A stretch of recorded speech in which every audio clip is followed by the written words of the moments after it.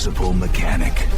Alright, same video, same day, just, I don't know, I broke it up so it'd be easier. This is a lithium battery that I have to take apart for this clean space wearable respirator that I bought. And I need to actually swap over the BMS and put it, because there's a BMS on this battery already. I just need to put the factory BMS on. And then I'm going to have to go back in and reheat shrink this battery and everything and get it back like it needs to be.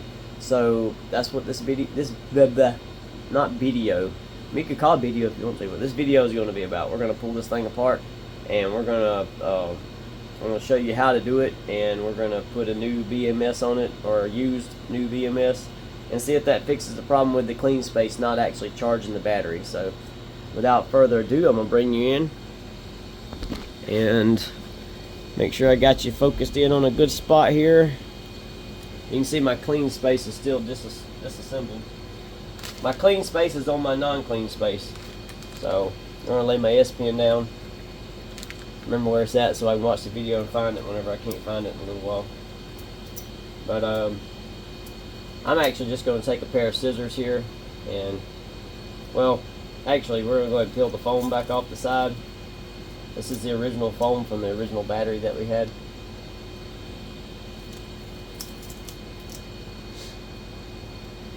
And then we're going to begin chewing through this heat shrink. Just be careful, don't cut too deep. It's a lithium battery, so you definitely don't want to cut into one of those. You would be seeing fireworks.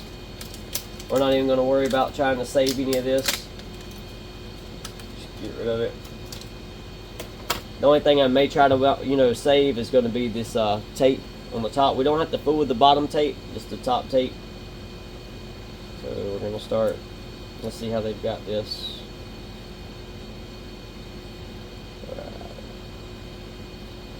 Okay. When you bite your fingernails like I do, just don't bite your fingernails. Or do just bite them, it don't matter.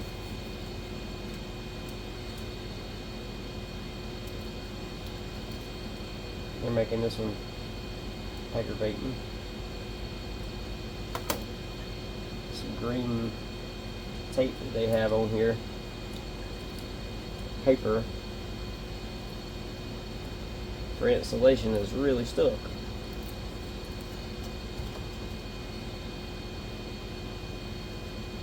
Let's cut it loose at the top.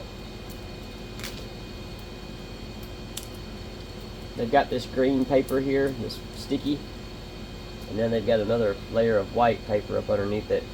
We're going to have to get all of this off though, because this whole entire board's got to go. So we're going to peel off all the blue and all the green and then all the white.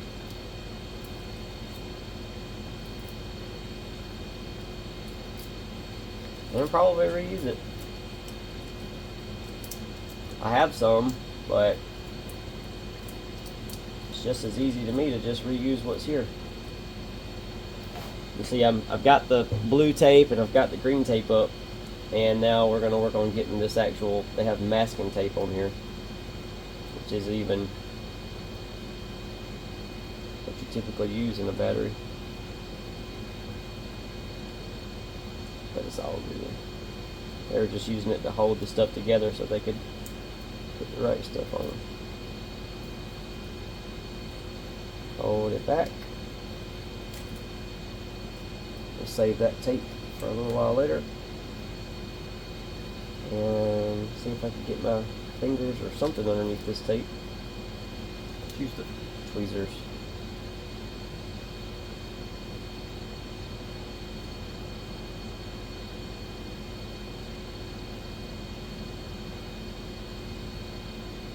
I have to do one step that you guys won't have to do since you watch this video.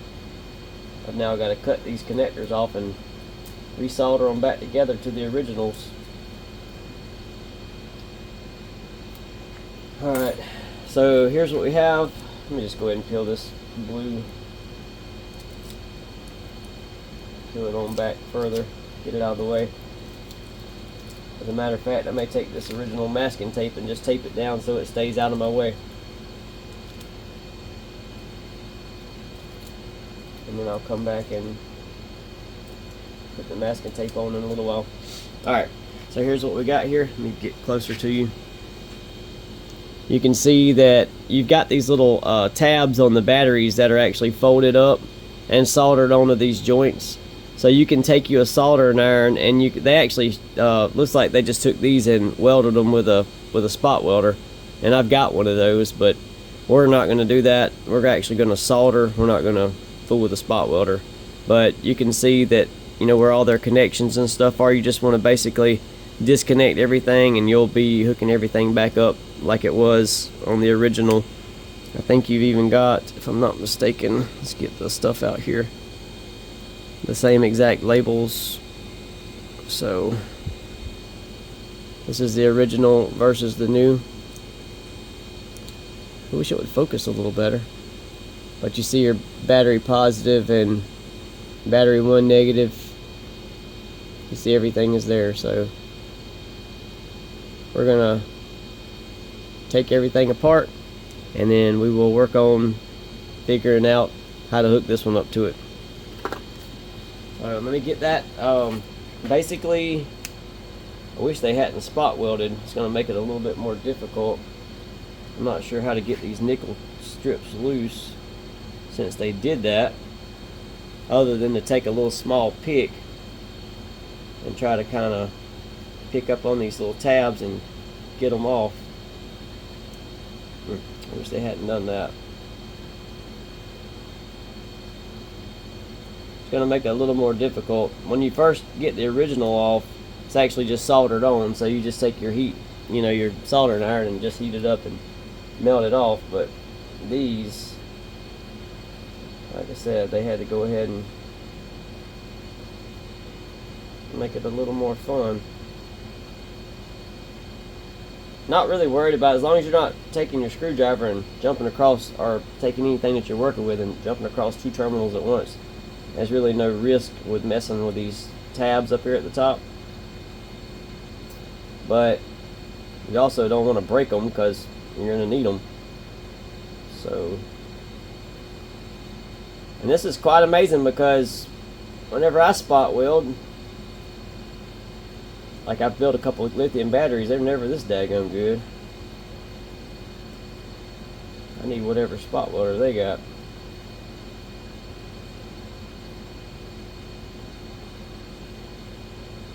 And you really don't want to break them, because you're going to need them.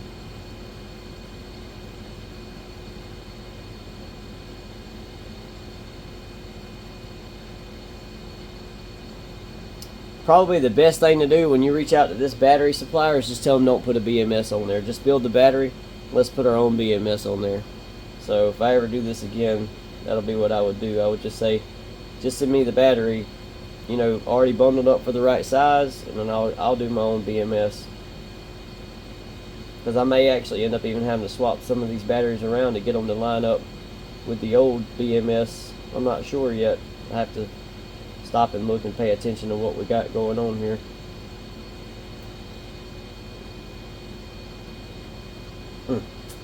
What I need is a small flat blade screwdriver, so I'm going to get that out of my pocket.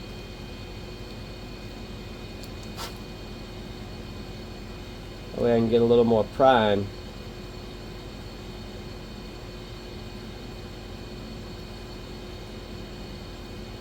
Just trying to be careful not to tear the strip out of the battery itself. That's all I care about.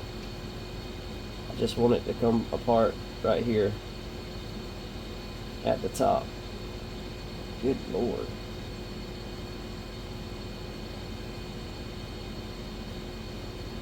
Maybe even a Dremel tool would have been easier. Alright, so we're loose there.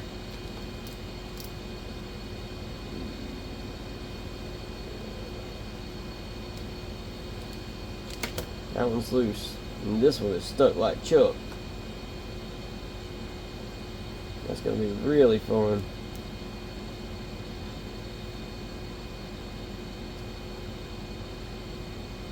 God, these people know how to weld. Anyways, I'm going to work my way around.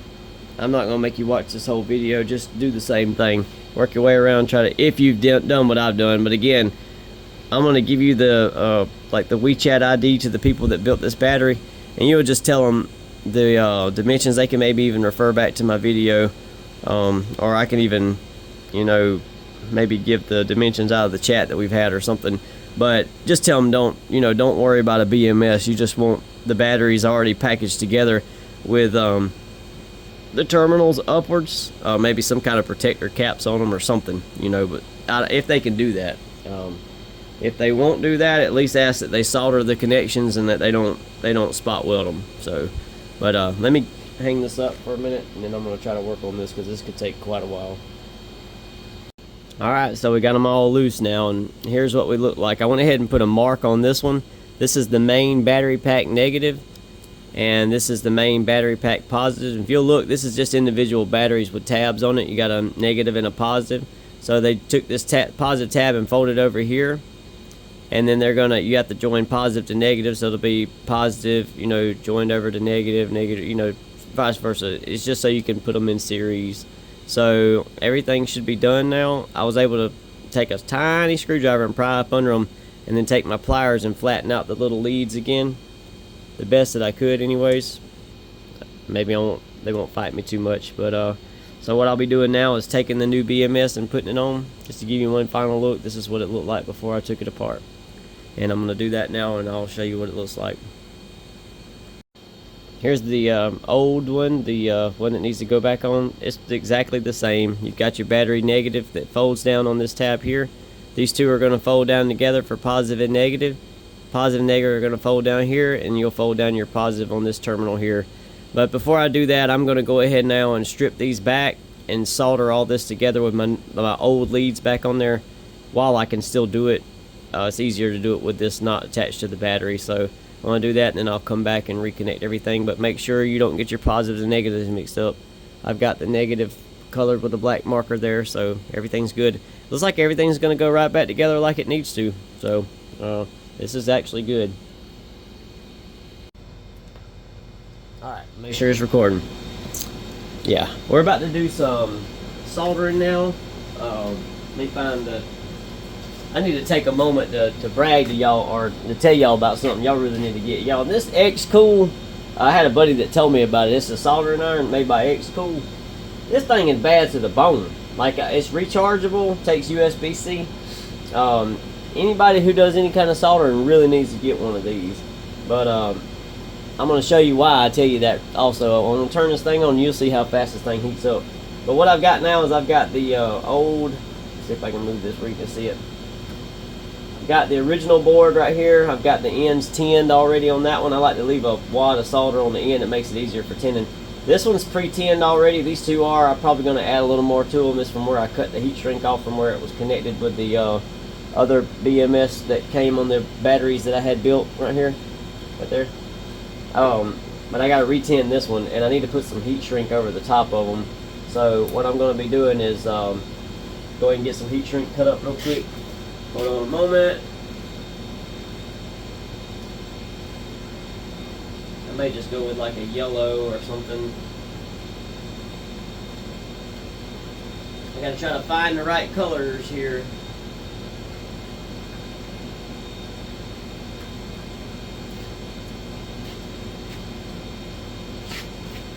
Give me just a second, I'm sorry.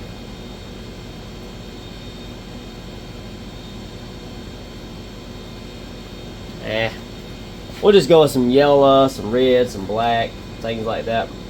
Or I may just use all red, I don't really care. You don't necessarily, if you've got the right colors, then yay. If not, it does not, it's not the end of the world. The red I have is actually a better, tighter fit, so it might be better to just use red on all the connectors.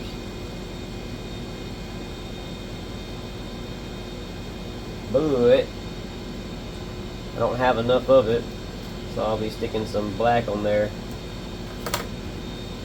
and it doesn't really shrink down as tight as it really needs to, but it's all good. But anyway, that's what I'm going to show you. Check this out, y'all. I'm going to turn this thing on. It's completely cold right now. It's set at 662 degrees. Watch this temperature. And watch the end of the soldering iron. As it melts the solder that's on there, it'll probably start smoking. But just like that, we're 662 degrees. I've never had one that does that, ever. So, I love this thing, no doubt about it. I'll show you how hot it is already. Get you a little solder and kind of dab it on the end. See that right there? Makes it so much easier. When you got a good hot soldering iron, you couldn't ask for better. I mean, you don't even have to worry about it, you know, shrinking your heat shrink up. And yes, you are supposed to be using a fume extractor. I do have one. Idiot me's not using it. So, you know how that goes. But, I need to be. But, for purposes of showing y'all how to do this stuff, it's just easier for me to not have one more thing in the way.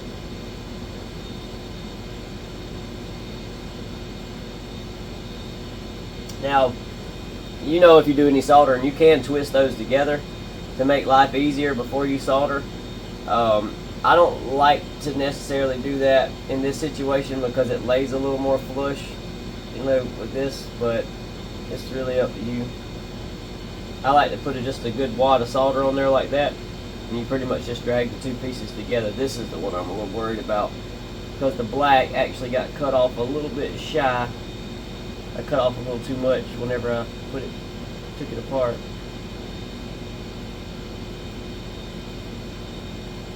I mean, just like that, it's done, you know. And then you don't need this anymore. So see, I didn't breathe a whole lot of solder and stuff in. So, but it's look how awesome. I mean, look at that. And then boom, you're done. So the only thing I have left to do now is take it and slide this up. Of course, we will be soldering onto the board itself in a moment. But as far as this, you know, hooking the wiring and all back up, we don't have a lot left to do. So yeah, what I'm going to do now is I'm going to get these, I'm going to slide the heat shrink up over the connections, and I'm going to go over here and heat it up with the heat gun and then bring it back, and we're going to work on putting this board back onto the battery and soldering that up.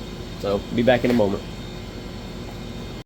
Alright, so not the prettiest soldering joints in the world. Actually, I forgot that these were the non-original nickel strips.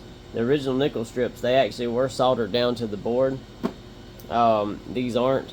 If you take you a like a Dremel or a knife and scratch these strips up, it'll take solder and you can actually smear it across and you're good to go. Just let your positive be the last thing you hook up.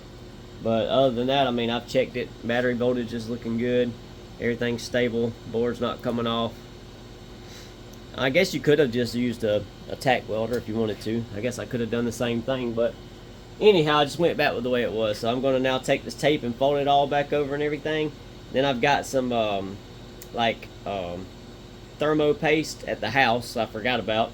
Then I need to stick this dang, what's it called? Anyways, the temperature thermistor. I got to stick it back down in between the batteries. You want to make sure you have a good connection there. That's not going to work, but other than that, I think everything's ready to go back in and reassemble. So we'll work on that. And I've got some heat shrink wrap here also. I've got about 3.5 inches of it cut off. That seems to be what you're going to need. And this is, I think, if it turns out right, this is 5.5 meters of, I don't know what size it is. I'll have to give you all those details also. But here he is. Here's the battery. Should be ready to go back in. I'm going to take all this, put these back up here, and I'll fold all the blue paper or blue tape back around and start buttoning everything back up. Alright, y'all, so I went home and put some thermal paste on this battery so I could hold the little thermistor in place, and I put the heat shrink on there, and it was 3.5 inches is what you needed of heat shrink. And now I'm going to show you the final finished product. So I took the label off of the original battery and stuck it on there with some Scotch tape, and then this one I was actually smart enough to take a heat gun and actually get it off. This is all off the original battery, but this is what we turn out looking like now. So we've now got the new, or the old original board on there. Everything's heat shrunk up like it needs to be. I'm not a perfect heat shrinker, so don't pick on me. But yeah, there it is. So we're going to stick this thing back in and we're going to give it a shot. I may take some Scotch tape and put on here still, even though I got it loose, it still looks like it's trying to come off. But Anyways, we're going to try to put this thing back together now. We're going to see what happens. So let's do it together.